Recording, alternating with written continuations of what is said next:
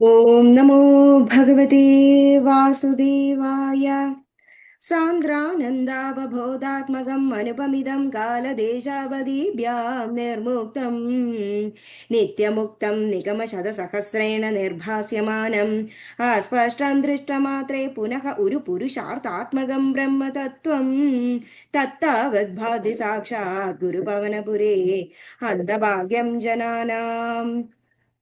नम्राणां सन्निधत्ते सततमपि पुरैस्तैरनभ्यर्थितानपि अर्थान् कामानजस्रं वितरसि परमानन्दसान्द्रां गतिं च इत्थं निशेषलभ्यो निरवधिकफलः पारिजातो हरे त्वं क्षुद्रं तं शक्रवाडी द्रुममभिलषति व्यर्थम् अर्थिव्रजोऽयं सूर्यस्पर्धिकिरीडमूर्ध्वतिलगत् प्रोद्भासि फालान्तरम् कारुण्याकुरनेत्रमाद्रकसिदोलासं सुनासापुडम् गण्ड्योदन्मकराभकुण्डलयुगं कण्डोज्ज्वलत्कौस्तुभं त्वद्रूपं वनमाल्यकारपटल श्रीवत्सदीप्रं भजे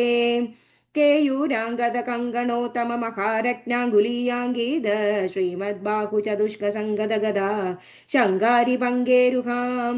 काञ्चित् काञ्चन काञ्चिलाञ्चितलसत्पीताम्बरालम्बनीम् आलम्बे विमलाम्बुजद्युतिपदामूर्तिं दवार्तिच्छिदम्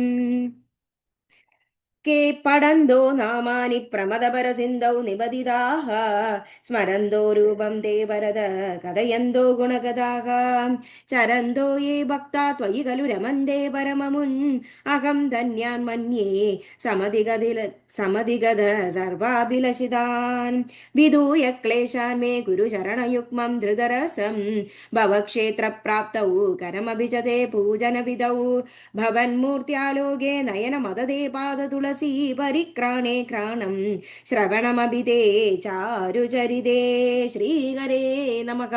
श्रीहरे नमः गोपिका जीवनस्मरणं गोविन्द गोविन्द ദശകം 34 രാമായണ കഥ ഹനുമത് സംഗമം വരെ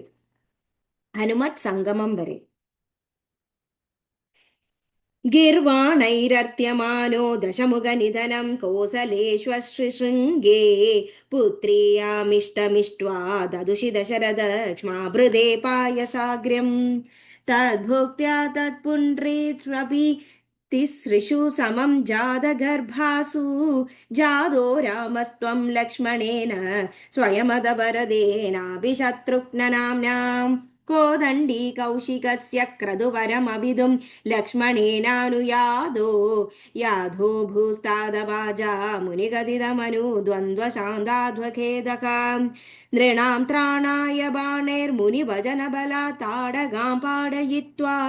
लब्ध्वास्मादस्त्रजालं मुनिवनमगमो देवसिद्धाश्रमाख्यां मारीजं द्रावयित्वा मखशिरसि शरै अन्यराक्षांसि निघ्नन् कल्यां कुर्वन्नहल्यां पदिपदरजसा प्राप्य वैदेहगेहम् दिन्दानश्चान्द्रचूडं धनु अवनिसुधामिन्दिरामेव लब्ध्वा राज्यं प्रादिष्टस्ताश्वं त्रिभिरभिचथमं भातृभिरैः सदारैः आरुन्दानेरुशान्ते भृगुकुलतिलके सङ्ग्रयं यत्स्वतेजो यादे यादोऽस्य योध्यां सुखमिह निवसन् कान्दया कान्दमूर्ते शत्रुघ्नेनाैकदादो गदवदि वरदे मादुलस्यादिव्यासम् तादारब्धोऽभिषेक तव किल विगत केकयाधीशपुत्रा तादोक्त्या यादुकामो वनम् अनुजवधू संयुधश्चापराधारः पौरानारुध्य मार्गे गुहनिलयमगदः त्वं जडाचीरधारी नावासन्दीर्य गङ्गाम् अधिपदवी पुनस्तं भरद्वाजमारात्नत्वां तत्त्वाख्यहेदो अधिसुगमवस चित्रकूटे गिरीन्द्रे श्रुत्वा पुत्रातिखिन्नं खलु भरतमुखात् स्वर्गयादं स्वदादं तप्तो दद्वाम्बुतस्मै निदिददिद भरते पादुगां मेदिनीं च अत्रीं नत्वादगत्वा वनमधिविपुलं दण्डकं चण्डकायं हत्वा दैत्यं विरादं सुगतिमगलया चारुभोक्षारभङ्गीम् नत्वागस्त्यं समस्ताशननिकरसपत्राकृतिं तापसेभ्यः प्रत्यशौषि प्रियैषि तदनु च मुनिना वैष्णवे दिव्यचापे